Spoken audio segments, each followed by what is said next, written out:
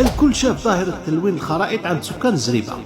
الشعب اللي يصور وعنده مشكل مع التاريخ أكيد راح يكون عنده مشكل مع الجغرافيا ومع الخرائط.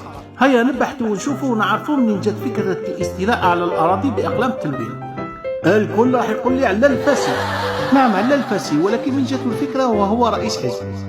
الفكرة بدأت من هذه الصحيفة الفرنسية اللي تنشرت سنة 1879. اسمعوا واش يقول خونا كادر. نقدم لكم الخريطة الفرنسية اللي صدرت من المكتبة التجارية تاع بوردو في 1879.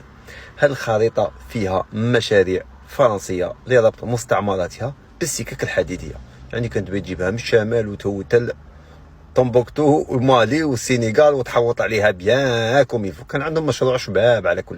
الفرنسيين كانت عندهم فكرة يديروا خط السكة الحديدية من الجزائر إلى نهر السنغال. جاتهم الفكرة من الرحالة بول سوليدات.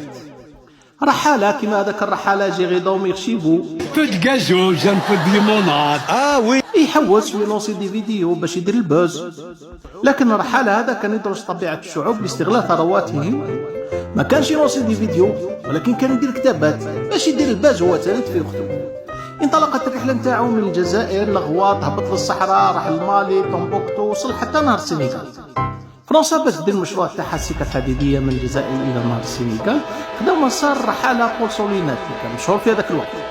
داروا هذاك المقترح وحطوه في جريدة ورسموا الخريطة سنة 1879. هنا يجي لاكتور نتاعنا.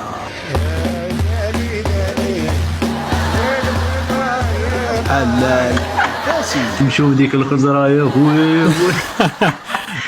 علال الفاسي هذا هو سياسي ورئيس حزب وأديب، يعني يعرف يبلعط. ما راهو لا الرحالة بن بطوطة، لا مختص في الجغرافيا، لا يعرف يرسم الخرائط. شاف الخريطة اللي رسموها الفرنسيين سنة 1879 كوف روحه وزاد عليها عام. قال لهم هذه خريطة الحدود الحقة باش يدير الباج هو تاني، كيما البهاليل اللي راهم يتاثروا بالخريطة الوهمية دركا. المهم قولب الشعب بكماله دخلهم في الأوهام الدانكيشوتية التوسعية، وزاد قولب العلويين وخلاهم يحطوها في الدستور. عجبتهم لأنهم كانوا كل ما يتشومروا بيعوا شوية من أراضيهم. وزاد قولب حتى مؤرخين ومشايخ وأساتذة الجامعة باش يتوهموا تاريخ وجغرافيا وخرائط على مسار الرحالة الفرنسي. سبكتك سبكت الحمار.